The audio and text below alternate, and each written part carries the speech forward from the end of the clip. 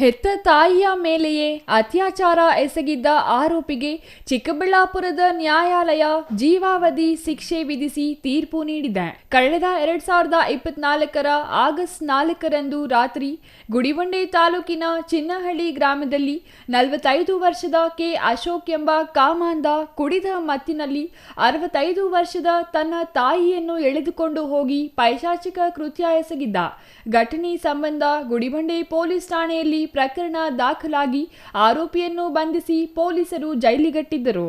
1 ವರ್ಷ 4 ತಿಂಗಳ ಸುದೀರ್ಘ ವಿಚಾರಣೆ ನಡೆಸಿದ ಜಿಲ್ಲಾ ನ್ಯಾಯಾಲಯದ ನ್ಯಾಯಮೂರ್ತಿ ಎಸ್.ವಿ. ಕಾಂತರಾಜಯ್ಯ ಅವರು ಆರೋಪಿ ಅಶೋಕ್ಗೆ ಭಾರತೀಯ ನ್ಯಾಯ ಸಂಹಿತೆ 2023 ಕಾಲಂ 64 ಅನ್ವಯ ಜೀವಾವಧಿ ಶಿಕ್ಷೆ ಹಾಗೂ 25,000 ದಂಡ ವಿಧಿಸಿ ತೀರ್ಪು ನೀಡಿದ್ದಾರೆ. ಇಂತಹ ನೀಚ ಕೃತ್ಯ ಎಸಗಿದವನಿಗೆ ಜೀವಾವಧಿ ಅಲ್ಲ, ಗಲ್ಲು ಶಿಕ್ಷೆ ನೀಡಬೇಕಿತ್ತು ಅಂತ ಸಂತ್ರಸ್ತರ ಕುಟುಂಬ ಒತ್ತಾಯಿಸಿದ್ದಾರೆ. ನಮ್ಮ ಹೆಸರು ಶ್ರೀನಿವಾಸ ಅಂತ. ನಮ್ಮದು ಗುಡಿಬಂಡೆ ತಾಲೂಕು. ಹಿಂಗೆ ನಮ್ಮ ತಾಯಿ ಮೇಲೆ ಈ ಥರ ಮಾಡವನೆ. ನಮ್ಮ ತಾಯಿ ಮೇಲೆ ಈ ಥರ ರೇಪ್ ಅಟೆಂಪ್ಟ್ ಮಾಡವನೆ.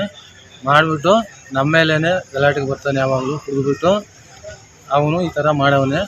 ಪ್ರಪಂಚದಲ್ಲಿ ಯಾರಿಗೂ ಆಗಬಾರ್ದು ಶಿಕ್ಷೆ. ಆ ಥರ ಶಿಕ್ಷೆ ಆಗಬೇಕು. ಯಾರು ಈ ಥರ ಮಾಡಬಾರ್ದು ಅಂತ ಶಿಕ್ಷೆ ಕೊಡಬೇಕು ಅವನಿಗೆ. ಅದೇ ಶಿಕ್ಷೆ ಆಗಲಿ ಬಿಡ್ರಿ ಸರ್. ನಮ್ಮೂರವರು ಹೋಗಿದ್ರಂತೆ, ಮಾತಾಡ್ಸಿದ್ರಂತೆ ಅವನ ಹತ್ರ.